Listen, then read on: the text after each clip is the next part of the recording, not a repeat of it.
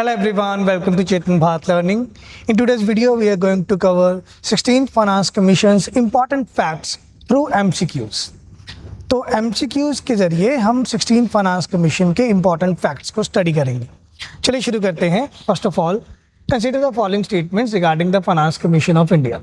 Finance Commission के मद्देनजर हम देखना चाहते हैं क्वेश्चन, और क्वेश्चन मुझे पूछ रहा है कौन कौन से स्टेटमेंट करेक्ट हैं. Okay, it is constituted under article 280 of the Indian constitution.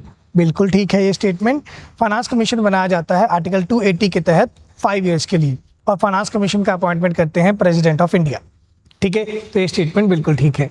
It recommends the distribution of tax revenues between central and state government.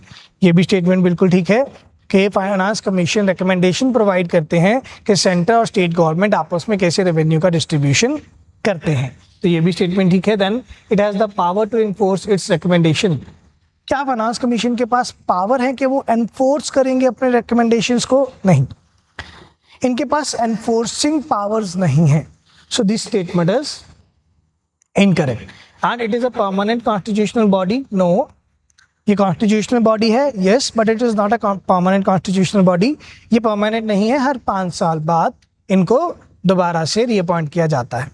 तो ये स्टेटमेंट गलत हो जाता है. तो हमारे पास सिर्फ फर्स्ट और सेकंड स्टेटमेंट सही है, first and second. So the answer would be A here, that only first and second statement are correct. Clear? तो क्या कॉन्स्टिट्यूशनल प्रोविजंस हैं फाइनेंस कमीशन के, या फाइनेंस कमीशन का मीनिंग क्या है, या क्या रेकमेंड करते हैं, वो हमें इस क्वेश्चन के जरिए पता चल रहा है. आगे बढ़ते हैं. देन 16th फाइनेंस कमीशन को लेकर सवाल आया है. 16th फाइनेंस कमीशन क्या रेकमेंड करता है, तो इसको लेकर सवाल आया है. सवाल में पूछा है हमसे correct. Okay, it has discontinued revenue deficit grants. बिल्कुल सही है जी ये स्टेटमेंट. 16th फाइनेंस कमीशन ने 3 ग्रांट्स जो पहले 15th फाइनेंस कमीशन ने प्रोवाइड किए थे वो डिलीट कर दिए हैं. 16th फाइनेंस कमीशन का जो टाइम पीरियड है वो 2026 से 2031 तक का है. तो हमारे पास 3 ग्रांट्स डिसकंटिन्यू कर दिए गए हैं: revenue deficit grants, state specific grants and sector specific grants. तो ये ग्रांट्स को डिसकंटिन्यू कर दिया गया है. तो रेवेन्यू डेफिसिट ग्रांट्स को डिसकंटिन्यू कर दिया गया है. It has removed sector specific and state specific grants. ये भी बिल्कुल ठीक है, अभी मैंने आपको बताया. Then it has increase the share of grants for local bodies. Local body grants को बढ़ा दिया गया है, और कितना? Around 84%. About 84% of the local body grants have been increased from 15th Finance Commission. 15वीं फाइनेंस कमीशन के मुकाबले 16th फाइनेंस कमीशन में 84% लोकल बॉडी ग्रांट्स बढ़ा दिए गए हैं. तो ये भी स्टेटमेंट बिल्कुल ठीक है. It has introduced the universal basic income scheme. क्या कोई universal basic income scheme recommend किया है फाइनेंस कमीशन ने? No, the statement is wrong. तो सवाल में हमें 3 स्टेटमेंट सही दिखे, फर्स्ट, सेकेंड एंड थर्ड. तो फर्स्ट, सेकेंड एंड थर्ड मुझे बी ऑप्शन में मिल रहा है. So the answer would be B here. आगे बढ़ते हैं. Then third question, structure of finance commission को लेकर सवाल आया है. Structure of the 16th finance commission को लेकर सवाल आया है, और सवाल में पूछा है correct. Okay, local body grants form the largest share of total grants. Local body grants form the largest share of the total grants. बिल्कुल ठीक है. जैसा मैंने अभी आपको लास्ट स्टेटमेंट में भी बताया कि 84% इंक्रीज है between the local body grants from 16th finance commission, from 15th finance commission to 16th finance commission. तो लोकल बॉडी ग्रांट्स का ही लार्जेस्ट शेयर है टोटल ग्रांट्स में से. अर्बनाइजेशन ग्रांट्स दिए गए हैं और urban bodies and rural body development के लिए भी ग्रांट्स दिए गए हैं. रूरल बॉडी या अर्बन बॉडी गवर्नमेंट के लिए जो ग्रांट्स दिए गए हैं वो 80-20 रूल के साथ दिए गए हैं. वो हमने वीडियो में किया था. आप डिस्क्रिप्शन में दिए हुए लिंक में वीडियो के ऊपर भी डिटेल में स्टडी कर सकते हो 16th फाइनेंस कमीशन. आगे बढ़ते हैं. Disaster management funding is completely born by the centre.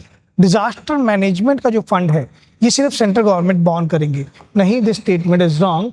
It is 90-10 for northeastern and Himalayan states and 75:25 for other states. Central government 75% share करेंगे, 25% शेयर करना होगा स्टेट को ही. ठीक है, तो कंप्लीटली बॉर्न बाय स्टेट, ये स्टेटमेंट गलत हो जाता है. So second statement is wrong. If I deduct second तो मेरे पास 2 ऑप्शन कट जाते हैं. ठीक है, तो एलिमिनेशन मेथड का भी हम इस्तेमाल कर सकते हैं क्योंकि सवाल में मुझे करेक्ट पूछा है. Performance based grants are linked to revenue generation by local bodies. बिल्कुल ठीक है। परफॉर्मेंस बेस्ड ग्रांट्स में 16 फाइनेंस कमीशन के जो चेयरपर्सन है दैट इज अरविंद पंगरिया। तो अरविंद पंगरिया जी ने ये प्रोवाइड किया कि 16 फाइनेंस कमीशन ऐसा रेकमेंड कर रहा है कि अर्बन लोकल बॉडीज़ या रूरल लोकल बॉडीज़ अपने ऑन सोर्स ऑफ रेवेन्यू को कैसे बढ़ाते हैं, कैसे ज़्यादा खुद के रेवेन्यू को इंक्रीज करते हैं, वो उनकी परफॉर्मेंस के साथ लिंक किया जाएगा, देन उसे परफॉर्मेंस बेस्ड ग्रांट्स दिए जाएंगे। तो ये स्टेटमेंट बिल्कुल ठीक है। Then untied grants can be used for any expenditure including salaries. This statement is wrong. Untied grants are those grants where the urban local bodies or rural local bodies can use their funds anywhere except salary. आप untied grants का पैसा कहीं भी इस्तेमाल कर सकते हो but salaries में नहीं इस्तेमाल करोगे। तो this statement is wrong.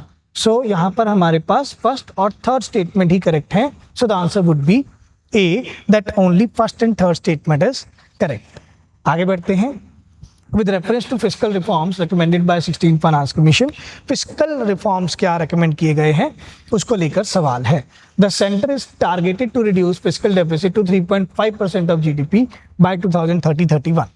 Central government को अपना फिजिकल डेफिसिट कम करना है, 3.5% ऑफ जीडीपी पर लेके आना है बाय 2030-31, जो कि प्रेजेंटली चल रहा है अबाउट 4.4% ऑफ जीडीपी के आसपास अकॉर्डिंग टू इकोनॉमिक सर्वे 2025। ठीक है। Then states are allowed to unlimited physical deficit under special condition. States unlimited physical deficit में जा सकती हैं under special conditions. No, states के लिए रेकमेंड किया गया है 3% ऑफ देयर रिस्पेक्टिव जीएसडीपी।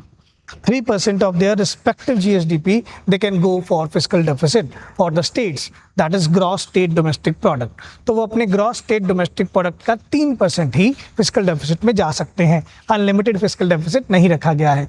तो second statement altogether wrong हो जाएगा। Emphasis has been placed on privatization of discoms। distribution companies को privatize करने के लिए emphasize किया जा रहा है, ये भी बिल्कुल ठीक है। Then states are encourage to continue unconditional subsidies. States unconditional subsidies देंगे नहीं। स्टेट्स को बोला गया है कि आप रैशनलाइजेशन करो सब्सिडीज का, जो इंटेंडेड बेनिफिशियरीज हैं उन्हीं के पास ही बेनिफिट जाएं, तो आप रैशनलाइजेशन करो सब्सिडीज को, अनलिमिटेड अनकंडीशनल सब्सिडीज नहीं देनी है। ये स्टेटमेंट भी रॉन्ग हो जाएगा। तो हमारे पास अगेन फर्स्ट और थर्ड स्टेटमेंट करेक्ट है। Question is asking for correct statement, so the answer would be A, that only first and third statement are correct. Then last question, हम 5 क्वेश्चन के थ्रू 16 फाइनेंस कमीशन देख रहे हैं। तो ये last question है आज की वीडियो का। Consider the following statement regarding innovation in the 16 finance commission. 16 finance commission ने क्या इनोवेटिव चीज़ें किए हैं, क्या इनोवेटिव रिकमेंडेशंस प्रोवाइड किए हैं। ठीक है। And urbanisation premium is provided to incentivise merging for peri urban areas. बिल्कुल ठीक है। ठीक है, पेरी अर्बन या पेरी रूरल एरियाज बोला गया है अगर किसी टाउनशिप या सिटी के बिल्कुल एडजेसेंट पेरिफेरल एरिया में कोई विलेज है और अगर आप उसको अर्बनाइज करोगे, अगर आप उसको इंक्लूड कर लोगे टाउन या सिटी में, तो आपको अर्बनाइजेशन प्रीमियम फंड में से भी फंड मिलेगा। और अर्बनाइजेशन प्रीमियम फंड रखा गया है 10,000 करोड़ का। तो ये स्टेटमेंट बिल्कुल ठीक है। Then special infrastructure grants targeted for water waste water management in mid size city. जो मिड साइज सिटीज़ हैं जिनको नाम दिया गया गोल्डीलॉक्स सिटीज़, उन गोल्डीलॉक्स सिटीज़ में आपने जहाँ पर 10 to 40 लाख वाला पॉपुलेशन है वहाँ पर आपको स्पेशल इंफ्रास्ट्रक्चर ग्रांट भी मिलेगा अगर आप वेस्ट वाटर मैनेजमेंट करते हैं तो ये भी स्टेटमेंट बिल्कुल ठीक है। Then disaster funds are released without any conditionality. Disaster funds release किए जाएंगे बिना किसी कंडीशनैलिटी के। ये स्टेटमेंट रॉन्ग है।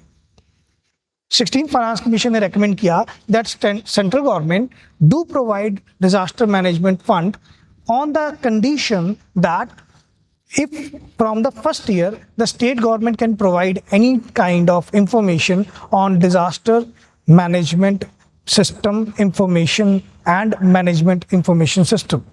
ठीक है, disaster management information system and management information system of disaster। तो इस पोर्टल पर अगर आप अपना स्टेट गवर्नमेंट प्रोवाइड करेंगे किसी भी तरह का रिकमेंडेशन रिलेटेड टू डेटा कि क्या डेटा है डिजास्टर मैनेजमेंट का, अगर वो स्टेट गवर्नमेंट प्रॉपरली प्रोवाइड करेंगे disaster management information system portal पर, तभी सेकेंड ईयर से उनको ग्रांट आना शुरू होगा। तो ये कंडीशन लगाया गया है, डिजास्टर मैनेजमेंट फंड जो है वो विदाउट एनी कंडीशनैलिटी नहीं है, तो ये स्टेटमेंट ऑल टुगेदर रॉन्ग हो जाएगा। Then performance grants depend partly on states constituting state finance commission, ये भी बिल्कुल ठीक है कि परफॉर्मेंस ग्रांट्स स्टेट्स को ज़्यादा दिए जाएंगे अगर स्टेट फाइनेंस कमीशन अपने जल्दी रेकमेंड हो रहे हैं या अपॉइंट हो रहे हैं हर स्टेट्स में। अगर कोई state government state finance commission का टाइमली अपॉइंटमेंट कर रही है तो परफॉर्मेंस ग्रांट्स ज़्यादा मिलेंगे, ठीक है। तो ये स्टेटमेंट भी बिल्कुल करेक्ट है। तो first, second and fourth statement correct है। Question is asking for correct, so first, second and fourth, the answer would be B here. Clear? So these are the MCQs जो पूछे जा सकते हैं 16 फाइनेंस कमीशन से related आने वाले UPSC prelims 2026 के लिए या किसी भी स्टेट पीसीएस के लिए। लाइक अभी हरियाणा एचसीएस अलाइंड है ऑन 26 अप्रैल, तो आपके लिए ये काफ़ी इंपॉर्टेंट हो जाता है वीडियो, ताकि हम करंट इश्यूज़ को, करंट टॉपिक्स को समझें और उनके बेसिस पे किस तरह के एमसीक्यूज बन सकते हैं related to constitutional provisions, related to meaning, related to recommendations, तो हमें यहाँ से पता लगता है। ऐसे ही नए नए कॉन्सेप्ट के साथ, नए एमसीक्यूज के साथ मिलेंगे नई वीडियोस में। तब तक के लिए thank you, take care, bye bye.